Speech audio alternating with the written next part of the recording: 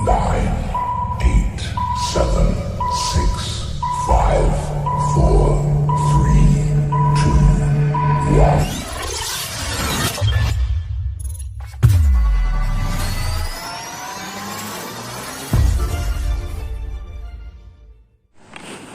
Assalamualaikum warahmatullahi wabarakatuh. Perkenalkan, nama saya Hikmatul Akbar, NIM 190630052 dari Prodi Pendidikan Teknik Elektro. Baiklah, pada video kali ini saya akan menganalisis video tentang administrasi pendidikan sebagai pelengkap tugas dalam mata kuliah administrasi dan supervisi.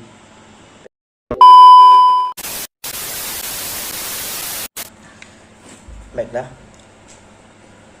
analisis konsep dasar administrasi pendidikan. Konsep dari administrasi yaitu suatu proses pengelolaan 7M+1I atau man, money, method, machine, marketing, materi, material, dan minutes, dan 1I-nya adalah informasi. Untuk mencapai tujuan secara efektif dan efisien pengelolaan. Yang pertama, man atau sumber daya manusia dalam suatu lembaga atau organisasi merupakan pengelola atau sebagai pelaksana untuk menjalankan sebuah lembaga atau organisasi tersebut, yang dimana banyaknya pengelola yang mempunyai tujuan pribadi dan tujuan organisasi, dan pengelolaan tersebut harus mencari cara agar tujuan-tujuan tersebut terfokus pada tujuan organisasi atau lembaga. Selanjutnya, money atau dalam bahasa kitanya itu uang.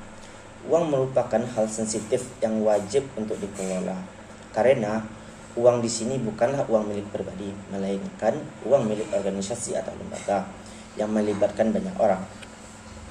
Uang ini sangat dibutuhkan agar suatu organisasi atau lembaga bisa beraktivitas, agar bisa mencapai tujuan dari organisasi atau lembaga tersebut. Selanjutnya itu mesin. Mesin sangat dibutuhkan dalam pencapaian tujuan dari sebuah lembaga atau organisasi, karena dengan penggunaan seperti komputer, radio, dan televisi, sebuah organisasi atau lembaga tersebut bisa mendapatkan berbagai informasi. Selanjutnya itu marketing.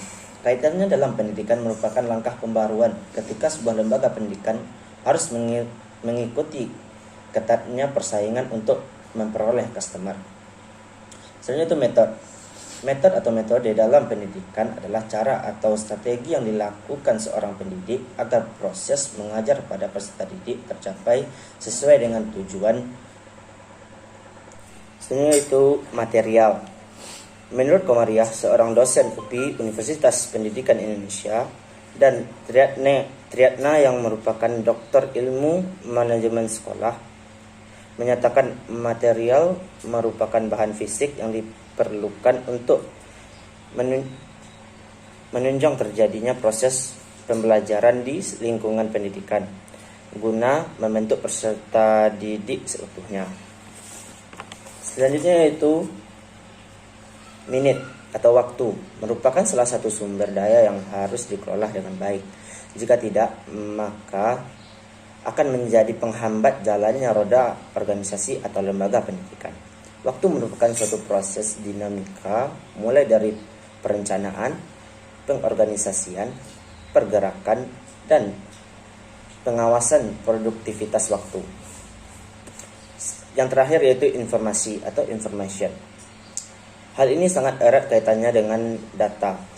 Informasi merupakan hasil pengolahan data yang sudah dapat diterima oleh pikiran penerima informasi yang nantinya digunakan untuk pengambilan keputusan. Dalam sebuah administrasi, orang yang tugasnya sebagai administrator, tugasnya adalah untuk melayani dan membantu seorang customer. Konsep administrasi yang biasa kita dengar berbeda dengan administrasi pendidikan. Perbedaan antara administrasi dan manajemen yaitu administrasi tidak mengambil sebuah keuntungan atau non-profit, sedangkan manajemen orientasinya untuk mengambil sebuah keuntungan atau mengejar sebuah keuntungan. atau untuk mencapai profit.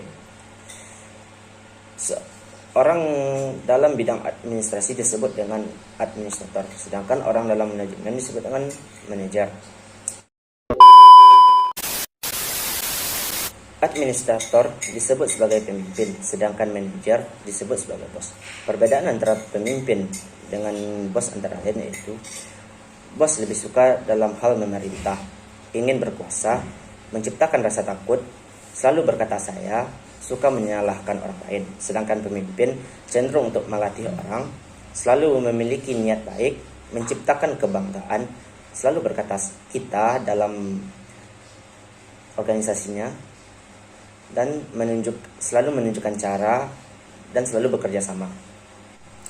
Tujuan dan manfaat administrasi pendidikan. Yang pertama yaitu terwujudnya proses belajar mengajar yang bermakna.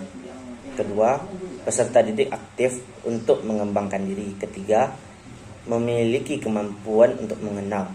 Keempat, mencapai tujuan pendidikan dan mutu pendidikan. Kelima, menciptakan citra positif di mata masyarakat.